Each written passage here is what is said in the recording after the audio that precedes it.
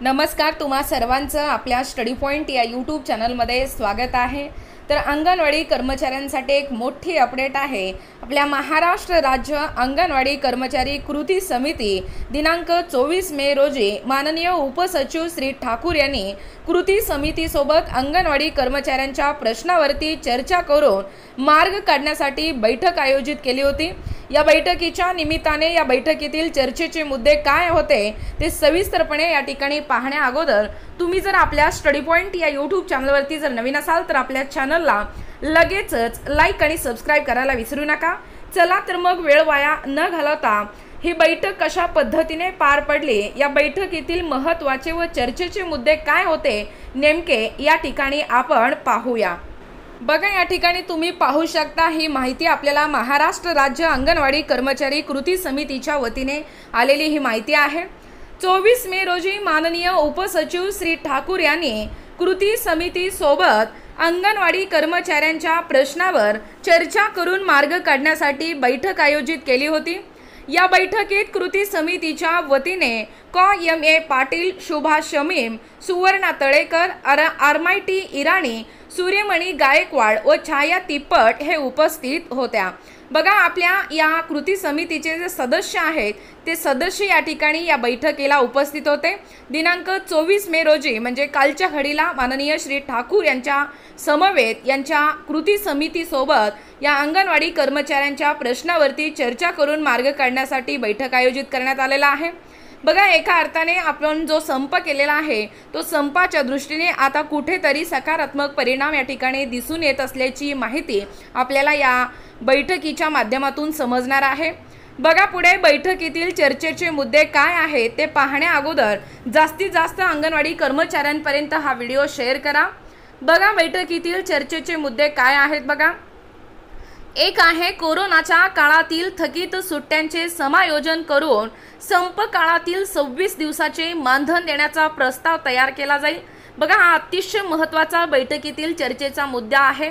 खरं तर या संप काळामध्ये जो आपलं मानधन कपात करण्यात आलं तो मानधन या ठिकाणी या 26 दिवसाचे मानधन देण्याचा जो प्रस्ताव आहे तो तयार केला जाईल असंही या ठिकाणी या बैठकीत चर्चा झालेला आहे। बघा, दुसरं आहे आशांच्या वाढीनुसार वाढ मिळणे व अन्य मागण्यांसाठी आचारसंहिता संपल्यावर लगेच मंत्री आदिती तटकरे यांच्याबरोबर बैठक लावण्यात येईल।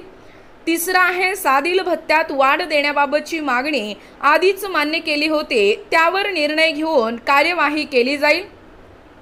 बघा, कोणकोणते मुद्दे आहेत अतिशय महत्त्वाच्या मोजक्या मुद्द्यावरती चर्चा करण्यात आलेला आहे। चौथं आहे नवीन शैक्षणिक धोरणाचे काम अंगणवाडी कर्मचाऱ्यांचे नाही, त्यामुळे शिक्षकांच्या आदेशानुसार जास्तीचे काम करू नये। पाचवा आहे नागरी प्रकल्पात TADA दिला पाहिजे, यासाठी कृती समितीचे पत्र द्यावे। 8 किलोमीटरपेक्षा अधिक अंतर असल्यास हा भत्ता दिला जाईल।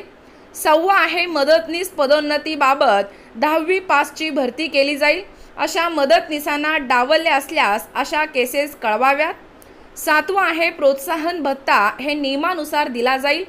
आठवा आहे पेन्शन योजना लागू करण्याबाबत प्रशासन, कृती समिती व सेवा देणारी जी संस्था आहे यांची त्रिपक्षीय बैठक आयोजित करून निर्णय घेतला जाईल।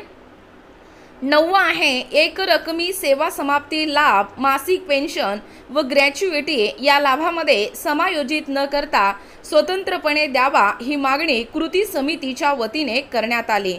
बघा, एकूणच हे जे 9 मुद्दे आहेत बैठकीतील चर्चेचे मुद्दे हे अतिशय महत्त्वाचे असे मुद्दे आहेत। या मुद्द्यांवरती विचार विनिमय करून कृती समितीच्या वतीने या ठिकाणी हा बैठक संपन्न झालेला आहे।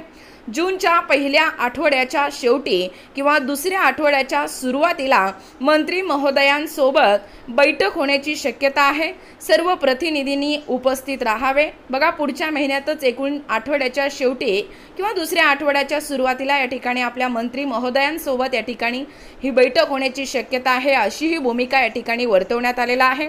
एम ए पाटील, सुभाष शमीम, दिलीप उटाणे, कमल परुळेकर, भगवानराव देशमुख, सुवर्णा तळेकर, जयश्री पाटील यांच्या समवेत ही आलेली महाराष्ट्र राज्य अंगणवाडी कर्मचारी कृती समितीच्या वतीने आलेली ही सर्वात महत्त्वपूर्ण अशी अपडेट किंवा माहिती आहे।